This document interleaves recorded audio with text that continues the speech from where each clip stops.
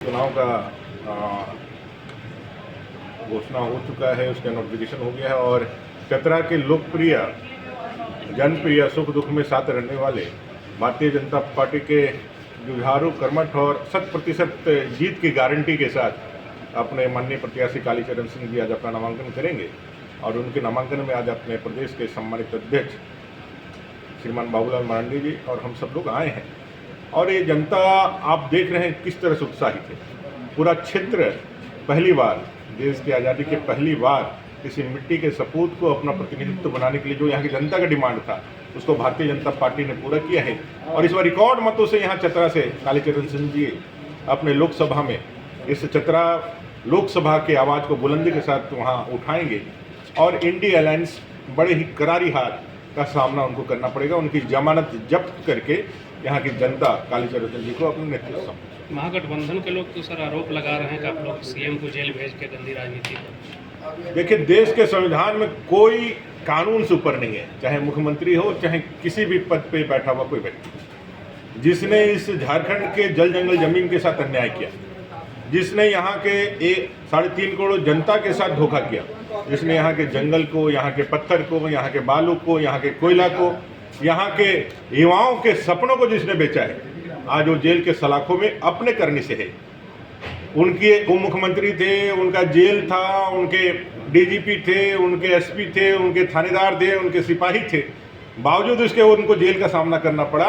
तो ये उनकी करने से है, ना कि भारतीय जनता पार्टी के करने से है। ये उनके इस बात को जो हम लोग बार बार कहते थे कि झारखंड के संसाधन को अगर कोई लूटेगा तो देश के अंदर नरेंद्र भाई मोदी जी प्रधानमंत्री जी हैं जो जीरो टॉलरेंस करप्शन के ऊपर नीति के साथ काम कर रहे हैं। किसी भी भ्रष्टाचारी को कितना भी ओहदे का बड़ा क्यों नहीं हो जाए, उसको बचने का यहाँ कोई रास्ता नहीं है। आज उसी कारण से मुख्यमंत्री जी, पूर्व मुख्यमंत्री या जेल के कारण है। उनके लिए खुद जिम्मेवार है, उनकी पार्टी जिम्मेवार है, उनके परिवार जिम्मेवार है। इसमें भारतीय जनता पार्टी का कहीं किसी प्रकार का कोई भूमिका। कल्पना सोरेन को लगे सर क्या? कल्पना जी आई हैं, कल्पना जी आए हैं वंशवाद के उस परम जो सत्य है कि भाई परिवार में ही लोग योग्यता और क्षमता वाले होते हैं। ये हम लोगों का दबाव था प्रधानमंत्री जी का पूरे वंशवाद और परिवारवाद की राजनीति के खिलाफ, जो उनका लगातार जनता का जन जागरण था, जिसके दबाव में आकर के झारखंड मुक्ति मोर्चा ने चंपाई सोरेन जी को मुख्यमंत्री बनाया। लेकिन सत्ता का केंद्र बिंदु तो अभी भी वही सोरेन परिवार ही है। चाहे जेल के अंदर हेमंत जी हो, चाहे बाहर में कल्पना सोरेन जी को आपने नेतृत्व संभालने के लिए मौका दिया हो। बसंत सोरेन एक अच्छा वक्ता भी है, उनका युवराज भी है, मंत्री भी बना हुआ है, लेकिन हाशिए पर भेज दिया गया है। और चंपाई सोरेन जी की भी जो मुख्यमंत्री की आयु है बहुत छोटी है। मुख्यमंत्री पद और 2-3 महीने उनको रहना, 1 महीने 4 यदि वो आ जाएंगे जिनको रिप्लेस कर दिया है, और हारेंगे तब भी उनको रिप्लेस कर दिया है क्योंकि उन्होंने जानबूझ के हराया।